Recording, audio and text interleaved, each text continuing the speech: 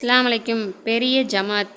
ஒருவர் இமாமாகவும் இன்னொருவர் முக்ததியாகவும் இருந்து 2 பேர்கள் ஜமாத்தாக தொழுது 4 பேர்கள் தனியாக தொழுவதை விட அல்லாஹுக்கு பிரியமானது.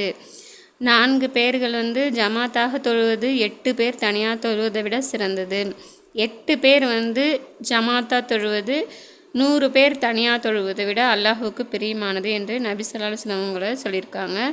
இன்னொரு ஹதீஸில் சிறிய ஜமாத்துடன் நிறைவேற்றப்படும் தொழுகையை விட பெரிய ஜமாத்துடன் நிறைவேற்றப்படும் தொழுகையே அல்லாஹுக்கு மிக பிரியமானது என்றும் சொல்லியிருக்காங்க.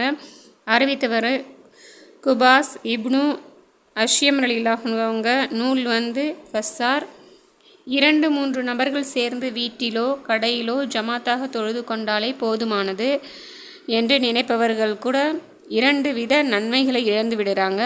அதாவது முதலாவதாக பள்ளிவாசலுக்கு சென்று தொழும் நன்மை அவங்களுக்கு கிடைக்கிறது கிடையாது. 2வது பெரிய ஜமாத்தின் நன்மையும் இழக்க நேரிடுது அவங்களுக்கு.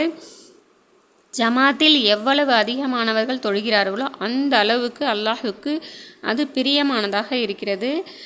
அல்லாஹ்வின் பிரியத்திற்காக ஒரு காரியத்தை செய்யும்போது எந்த முறையில் செய்வது அல்லாஹுக்கு விருப்பமாக இருக்குமோ அதே முறையில் செய்வதே சிறந்தது.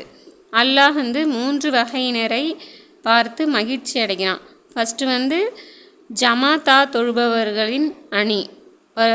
2 நடு இரவில் எழுந்து தஹஜ்ஜுத் தொழுபவர்கள். 3வது அல்லாஹ்வின் பாதையில் போர் செய்தவர் என்று ஹதீஸில் அறிவிக்கப்பட்டுள்ளது. எனவே ஆண்கள் ஜமாத், ஆண்கள், ஆண் பிள்ளைகள், சகோதரர்கள், வயதானவர்கள், ஆண்கள் எல்லாம் ஜமாத்தில் தொழுவதற்கும் பெண்கள் வீட்டில் தொழுவதற்கும் எல்லாம் அல்லாஹ் தஆலா தௌஃபீக் செய்வானாக. ஆமீன்.